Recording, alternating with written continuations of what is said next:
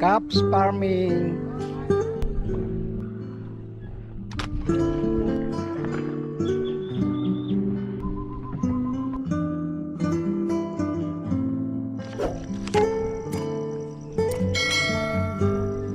Magandang umaga mga ka-farmers.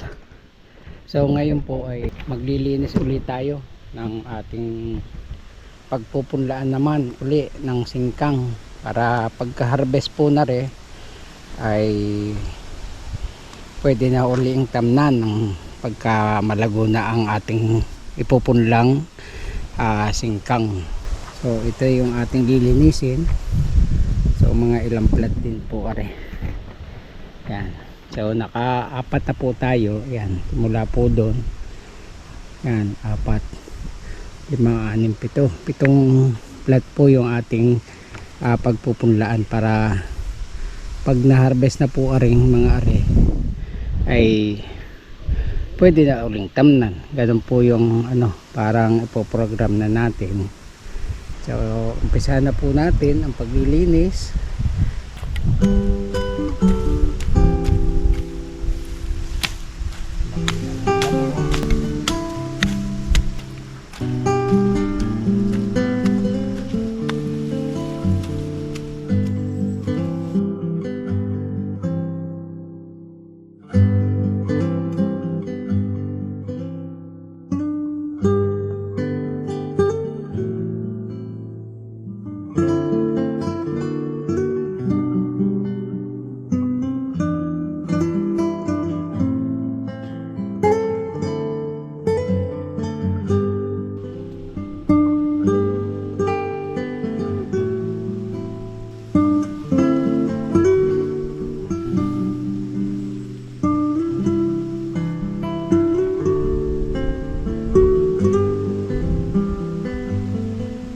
Matapos po natin linisan ang mga plat ay ayusin naman natin ang mga plat para maganda po siya.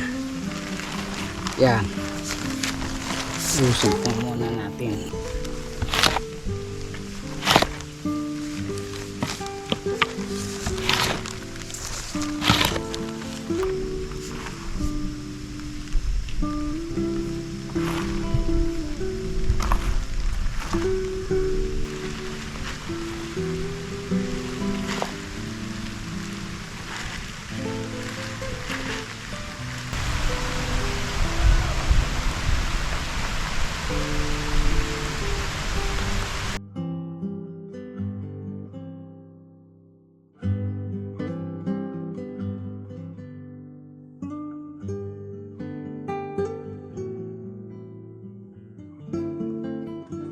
So yan, tapos na po nating ayusin ang mga plat.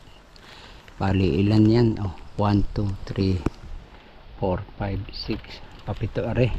So ngayon po ay ang gagawin natin ay kumuha tayo ng pangguhit. Ito po, ayan, guguhitan po natin para doon po ilalagay itong ating pananim. So ang pananim po natin ay singkang. Ayan, ito, ayan po, hybrid pak choy summer joy. Yan, ito po ay gawa ng Rasmore. Okay, so magguhit na po tayo para doon po natin ilalagay yung mga buto. So maganda rin po ang ginuguhitan kasi po hindi po siya na kahit umulan ay hindi siya nadadala ng ulan.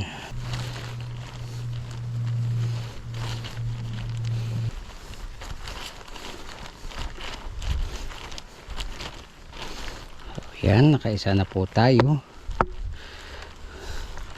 Tapusin na po muna natin ang pagguguhit para dire-diretso po ang gawa ng trabaho. Dire-diretso ang paglalagay ng buto. Hindi ko na po ito in-spray. Dati po ini-spray ko muna ng parakwat at saka ng ating Ronstar para hindi ho maunahan ng damo. Kaya lang sira po yung ating sprayer. Pero pag ganda rin po ang ginawa, maggagamas na lang po. Yan. Gamasan na lang natin kung sakali naging madamo siya. Tapos na natin guhitan ang mga plat. Yan. So ngayon po naman ay maglagay na tayo ng mga buto. So ito po yung paraan ng pagtatanim ng singkang. Yan. Ginuguhitan ko po muna bago ilagay ang mga buto. Umpisa na po natin. So bali liliit po kasi ng buto na rin. Kaya ayan. O konti lang po ang ating ilagay para hindi ho sila masyado dikit-dikit. Yan.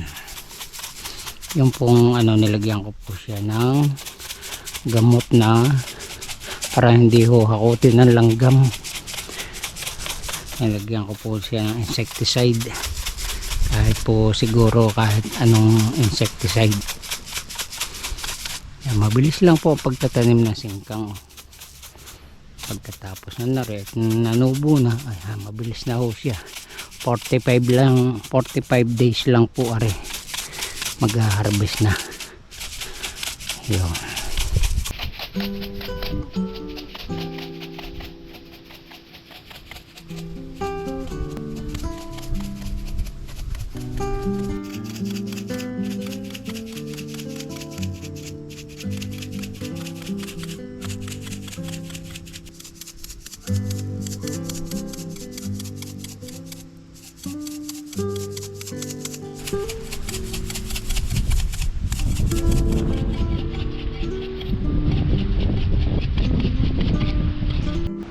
So yan po, natapos na ang ating mga gawa at hapon na rin naman. Galasing ko na, kaya uwi na po tayo at bukas po ulit. Ngayon po ay maglinis naman tayo niya rin ating kaunting natirang repolyo. So yan, linisin po natin yan. Gawa na sobrang damo na po. Magandang umagang muli. Bago po lahat ay mag-shoutout po muna tayo sa ating mga nagko-comment at saka mga subscriber. So paki-like po at saka kung pwede ay paki-share na rin po para marami pong makapanood ng ating mga video.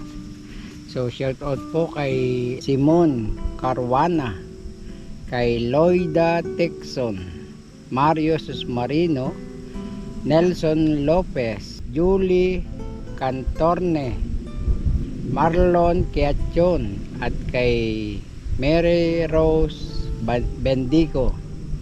Ganon din po kay Marie Palada, Arwin Torio, Marcelino Brosas, sa akin pong pamangkin na si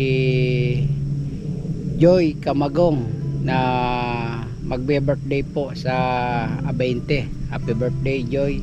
Kay Sherilyn Roquesa Marteja, kay Vince Villasor, Felix Rona ng Bicol, Beverly Espanyo, Sed Pascual, ganun din po kay Glenn Saidi Castro, ganun din po kay Carmencita Nabal.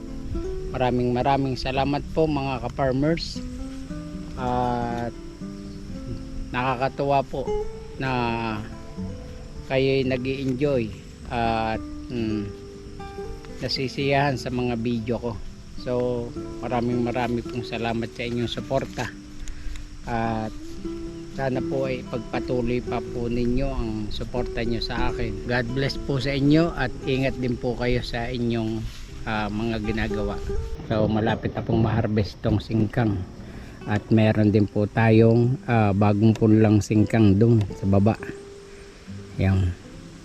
So singkang pechay at mamaya kukuha po tayo ng mustasang pang ulam. Ayan, ito po yung kulay yellow green. Okay, so mag-start na po ulit tayo dito sa ating gawain.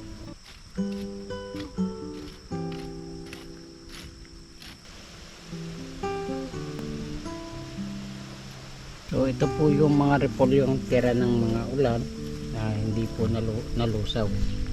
So kailangan asikasuhin po natin para kahit paano makaani tayo. Repolyo.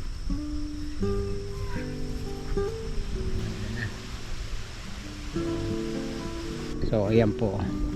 So nag-start na po siyang bumilog. Oh. Yan, bibilog na po siya. Oh, ito. Yan. Kaya dapat ay lilinisin natin ng maayos. Pagkatapos po nitong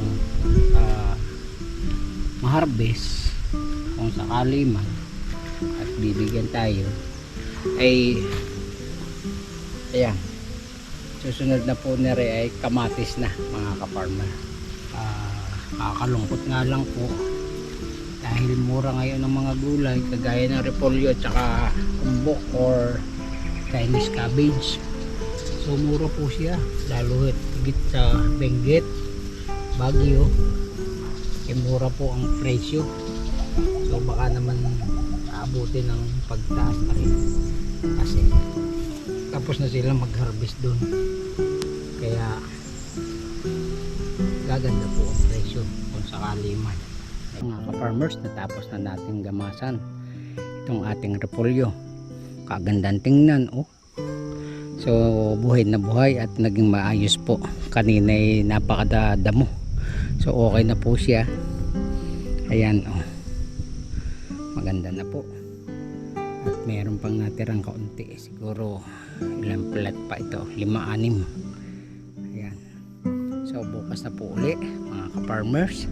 So ito po yung putok na, oh. Yan na po. Ito po yung bagong punla, singkang. Ayan, oh. Yung mga namumutipong yan, yan po yung mga puti-puti pong yan, nakikita nyo. Yan po yung singkang. Kumuha po tayong gabi. Ayan, maigiring, mailaga or pangulam, bula-bula. So doon natin po hinukayan. Ang ganda ng puno. Tsaka nagtanim pa rin tayo ng ilang puno. Ayan.